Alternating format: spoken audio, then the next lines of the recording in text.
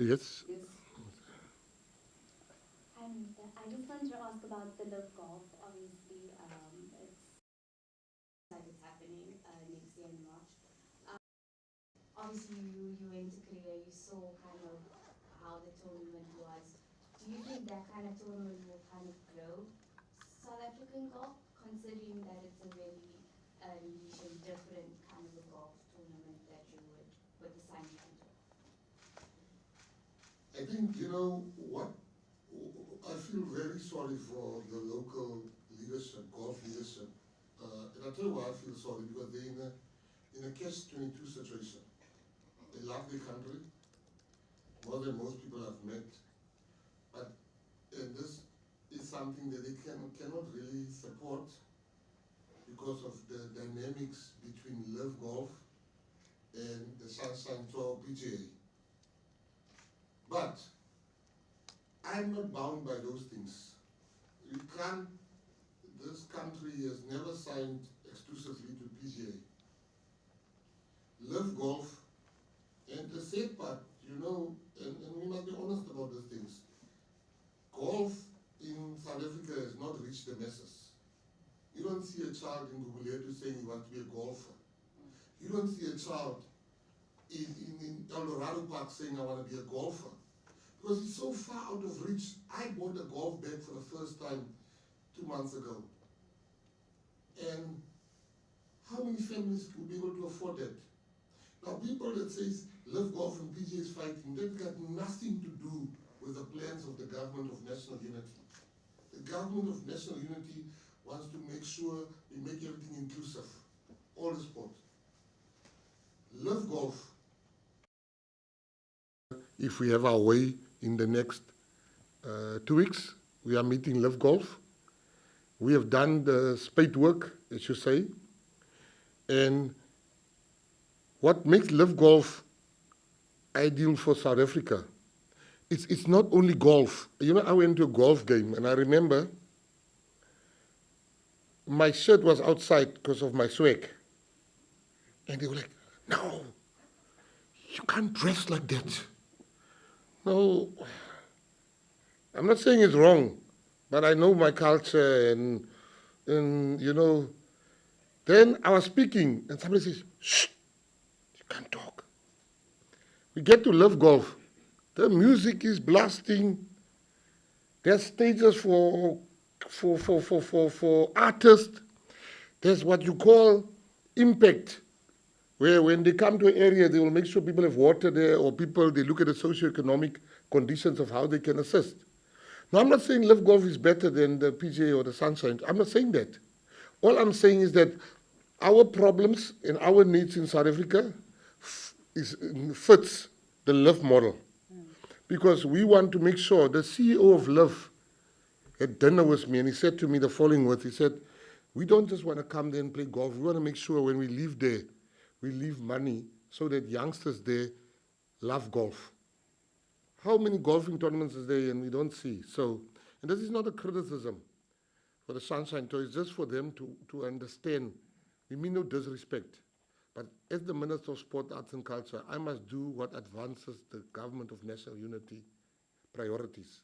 And one of those priorities is to make sure we build a socially cohesive country. Golf has failed to do that. Thank you. Minister NDM, when you were doing the budget vote, you might not have had time to explain some of the things that you were saying. Maybe this is an opportunity that you would like to take to give some of the highlights, some of the projects that you spoke about, that you felt that you, if you had enough time, would have been able to give more flesh to those projects. And this is the time that South Africa would love to hear about those things. Oh, thank you very much for that. Indeed, conclude on the Van Kluka Af tribute concert that we recently hosted for Mama Abigail Kubeka. That we have learned lessons out of this concert. that our artists indeed are challenged, and that the legendary artists are struggling to get gigs. I'm not sure if it's the correct word to use. Yes. And as a result, we intend to expand this initiative into a national program.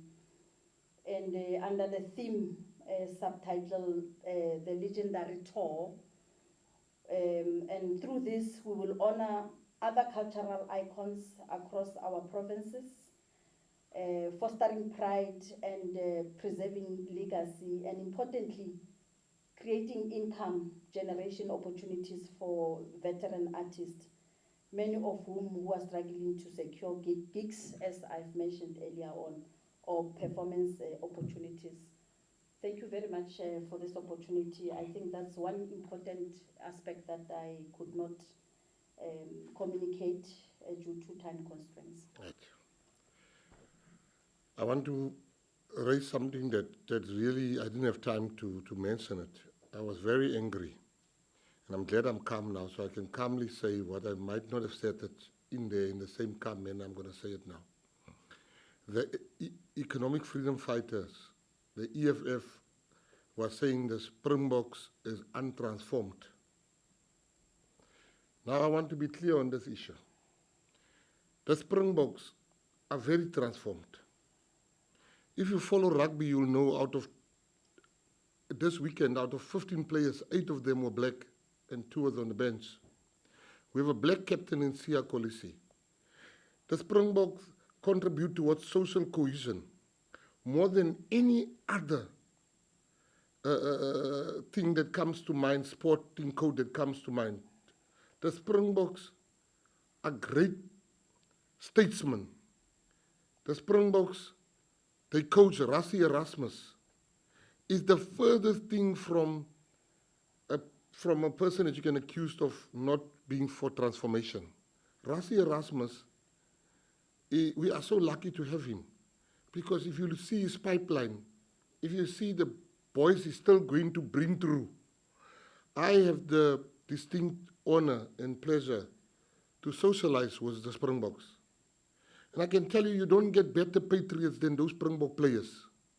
So I can't be told by people who don't sing the stem that the Springboks is untransformed. What the Springboks has done for this country, we will never be able to repay them. And as far as I'm concerned, this country needs the Springboks. We don't need people that don't sing our national anthem. The worst crime, patriotic crime you can commit, or the most unpatriotic thing you can do. We are the only country in the world where there's people that don't sing a part of our national anthem. The Afrikaans part of the national anthem is a statement that shows how far we've come as a nation when it comes to social cohesion and moving away from our past.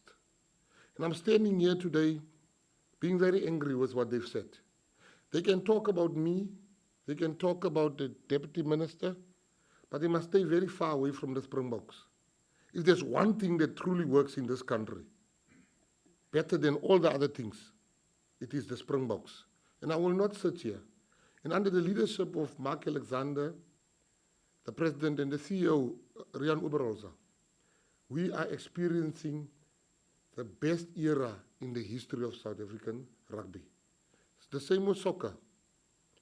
The PSL is doing great under the leadership of Dr. Evan Khoza. Bafana is doing great. Banyana is doing great. The netball is doing great. The cricket is doing excellent. The surfing is doing well. The athletes, we have the strongest men, the strongest women, the best surfing team. We are good at everything. I saw a clip where President Donald Trump was saying to Americans, you're going to get tired of winning. I think President Donald Trump was referring to South Africans. Because every day we are winning, and we are a winning nation. And I want to thank the staff of DSEC, every staff member of the Department of Sport, Arts and Culture. Since our appointment, they've been there, helping, guiding, teaching. And in conclusion, I also want to thank very importantly, the Deputy Minister. You hear many stories about tensions between ministers and the deputies.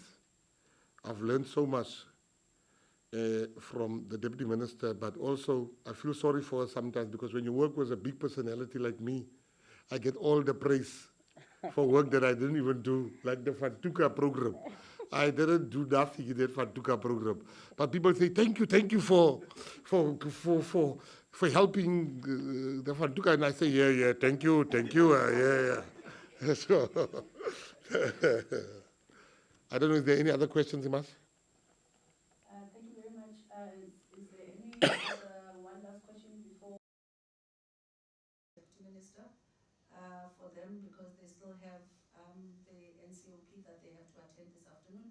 One last question from you. Last question. I want to ask the minister, you're speaking about like cohesion and stuff like that. I want to ask, obviously there's a big debate about the fact that the Springbok tickets are quite expensive and it's not for the whole community. Like what are your thoughts about like ticket pricing, especially in sports? Yeah. Very unaffordable for the men on the street. Springbok ticket prices will have to come down.